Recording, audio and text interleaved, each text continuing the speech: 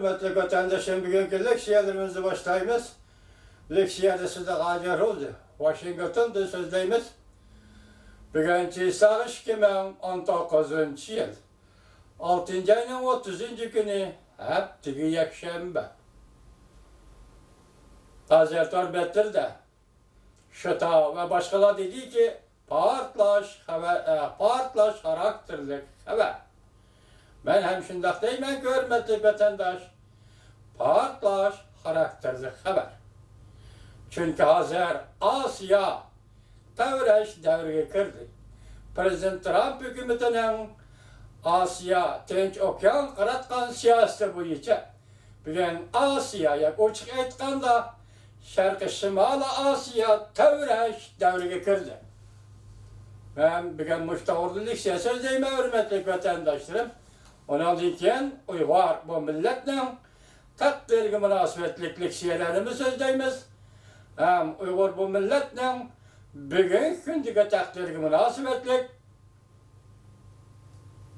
xalqaro siyosatlar bilan birleştirip vatandaşlar bilan muhokama edip boramiz. Mavzu mundaq.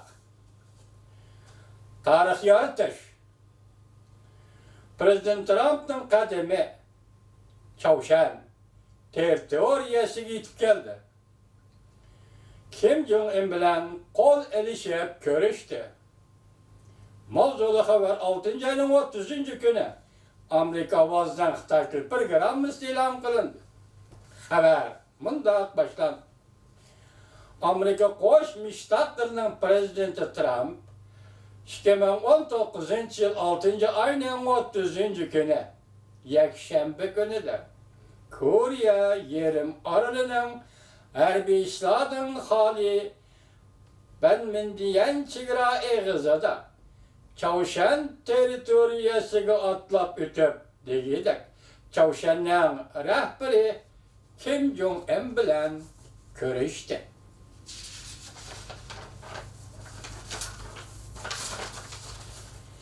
Prezident Trump chegaradan otlab o'tdi.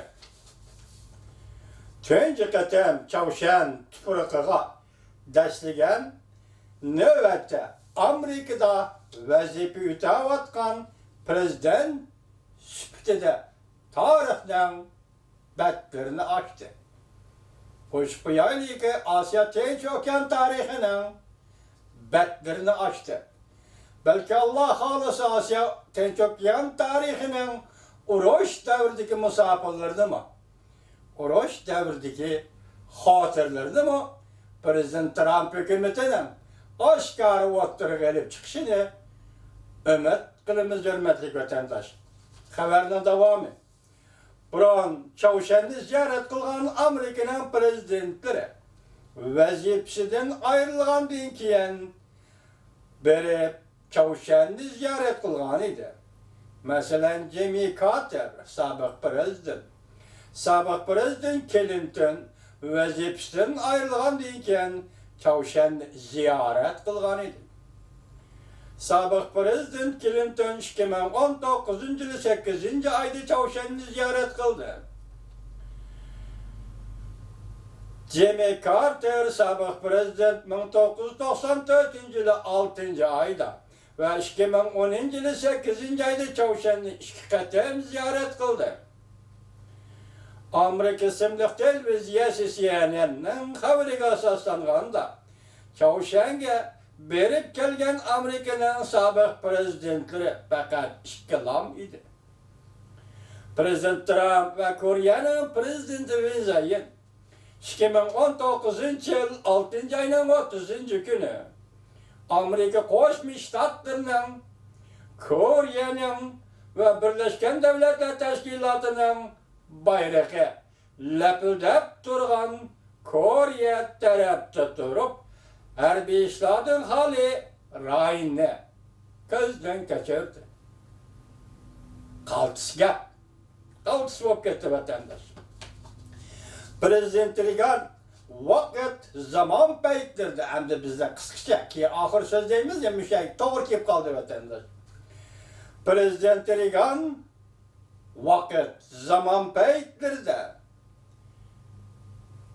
Berlin temi örüldü. İşte Germaniya birleşti. Prezident Trump vakit zaman peyitleri de harbiy işlarning hali rayon bilen harbiy işlarning hali rayon belmindiyen chegarasi amaldan kaldırılandı. Avrupada urushdan keyingi soğuk münasebetler uruşu şunda ahırlaşkan idi. Bugün Prezident Trump vaqt zaman peyitlerinde urushdan keyingi Asya Tinch okean rayonunun soğuk münasebetleri uruş aleti yani şunda ahırlaşandı. Bu abzas pekirdim cuma vatandaşlar. Avrupada şu çağda yol şartnaməsinin Avrupa stratejisi gümran kılınğan idi, ağdırılğan idi. Hem de Asya'da Prezident Trump vaqt zaman peyitlerinde yol şartnaməsinin Asya Tinch okean stratejisi ağdırılandı. Prezident Trump hükümetiga bir Allah'tan yardım dileymiz. Prezident Trump efendimge bir Allah'tan selametlik dileymiz.